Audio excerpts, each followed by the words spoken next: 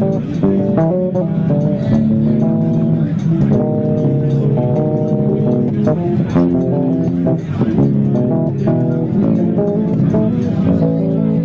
name is Robert Lewis. Feel free to call me Bubby. That's great. Now, I understand you've played with a lot of people over the years. How did you get your start, and who are some of the great people you played with and learned from? Oh, man. Well, I got my start from one of the main people I learned from. His name is Andrew Goucher, Godfather. Andrew Goucher, the Godfather. He made a phone call and got me on my first major gig when I was 21, which was Snoop Dogg. Playing live? Yeah, touring with Snoop Dogg. He made a phone call, and no auditions or nothing. They called me to rehearsal, and that was it. We rehearsed 2 days, and then we went out on tour. Where was the first place you played with him? Where was it at? What's the theater right on Hollywood? The Ford Theater, I believe. Oh, the Ford? The Ford. Oh, no, I'm wrong. The House of Blues in Anaheim. Okay. Ford Theater was second. The third show was at 4th and B in San Diego. It's crazy, I remember this. And then we went right to Europe. Wow. Immediately after that. It was crazy. Now, how many piece band was that? Let's see, at the time, you had 2 keyboard players, bass, guitar, drums, and a DJ. So yeah, so it was a nice sized band. Not everything was really full. Sure. And what did you learn the most, from Snoop? Because he's obviously such a laid back guy. What did you learn from him, kind of behind the scenes? He's laid back in a special kind of way. Yeah. One thing I learned from Snoop is today a lot of people, especially musicians, can be really critical of the hip-hop industry and the music industry in general. So a lot of times you may hear, oh, this artist, that's not real music, or they don't know nothing about no real music. Me and Snoop sat up and had conversations about John Coltrane, Tower of Power, Steely Dan, Chick Corea. The man listens to everything. He's familiar with everything. The Clark sisters, like the Winans, like we've set up and listened to everything. I mean, all the classic soul and funk. Everything. I mean, the dude has listened to Gonzalo Rubalcaba, for crying out loud. I mean, everything. And I just learned that real music is all music. All music is real music. It's just people just have their preference.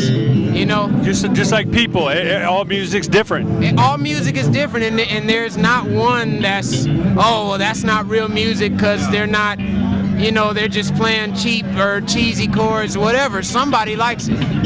Creativity's creativity. Exactly. Like you say, popularity really pays the bills. That's what I'm saying, man. So that, I learned a lot from Snoop, man. He was a great dude, and I played with Snoop for 5 years. It was great. Now, what were some of the faraway lands you played in where you're like, I can't even believe we're here?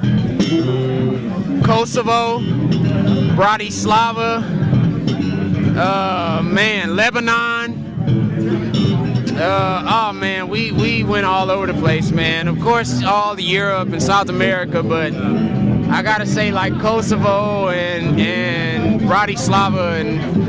Now, they always say music's a universal language, but you really saw it firsthand. What were some of those experiences like, where people barely spoke English but they knew every word? Well, one of the greatest things I think was when I was in Bratislava. We were doing a festival. Man, I don't know the number of people there. It just looked like a sea of people, like hundreds of thousands. Yeah, as far as you could see. And we did Gin and Juice.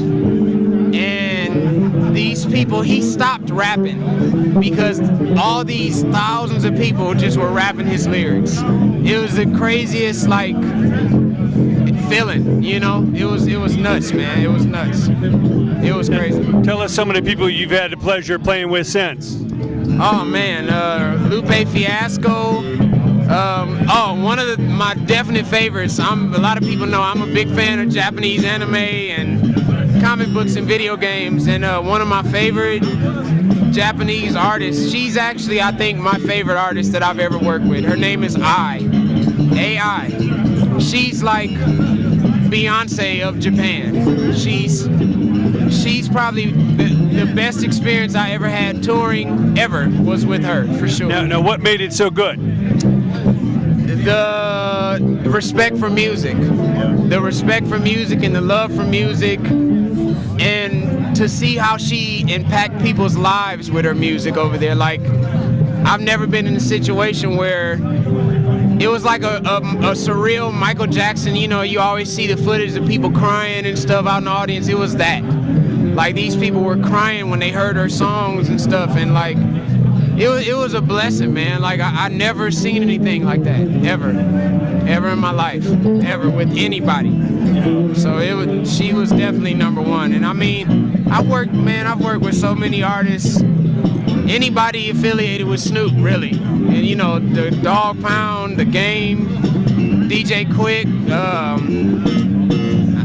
everybody, man. I mean, you know, but the I tour was the greatest ever. Yeah. Tell us about your solo album, and you know what you've been able to do with that. You know, what were you most proud of achieving? You know, getting on that. The solo album is it's weird, man. People have been asking me the same question. The thing I'm most proud of is that before I did it, I didn't care, and I don't care now. And what I mean by that is, I'm not trying to impress anybody. I'm not trying to start a fad. I'm just doing what I do, and that's it. You know, like it doesn't really matter to me if people like it or they don't. If they like it, great. If they don't, it's okay. I'm not gonna let it discourage me. You know, I'm just doing what I feel and expressing myself the way I feel. And I mean, so you can't be disappointed. No, you know, and it's just all about having fun, man. You know, like, it's not about the money, it's not about fame or none of that. It's You've already succeeded, just making it. Yeah, I mean, you know, in my opinion, man, the Lord has been good to me over the years, and He's continuing to be good, so I don't have no complaints. You know, and whatever happens is good. It's gonna be all right, you know. But a lot of people actually, they like the stuff, so I'm thankful, you know. I'm thankful, and the mission mostly is I just want to encourage people, man. I want to inspire people. I want to let the next guy out there know, like, hey, if you got a vision, don't worry about whether people are gonna like it or not. Just do it. Just do it. Just go, you know? Now, all the artists you work with, all that you've seen, what advice do you give to that young creative person, whether they're a player or they want to produce or develop talent? What do you tell them they need to concentrate on? The main thing I tell anybody that's looking for advice, be who you are. Be an innovator, not an emulator. Be somebody that has their own sound, their own brand. And don't worry, don't get caught up in money. Don't get caught up in fame and fortune. Yeah, don't get caught up in chasing trends. If you got a sound that you know is different, do that. Stick with it. Don't worry about if people are going to gravitate to it. You love it enough and you put enough into it, somebody is going to like it. Somebody is going to like it. And I'm a witness. So don't blend in, stand out. Stand out. Just be who you are, and let your motive be to help somebody else and to have fun. You know, that's my encouragement for people, and just don't give up at it. You know, I know what it's like for when you want to do gigs and you don't have gigs. I know what that's like. People look at me now and say, oh man, you're in demand and you're a hired gun and stuff, and it's like, it wasn't always like that. You know, I've dealt with all the criticism and stuff too. I know what it feels like, but don't say nothing. Just be cordial, kill everybody with kindness, and you'll be fine.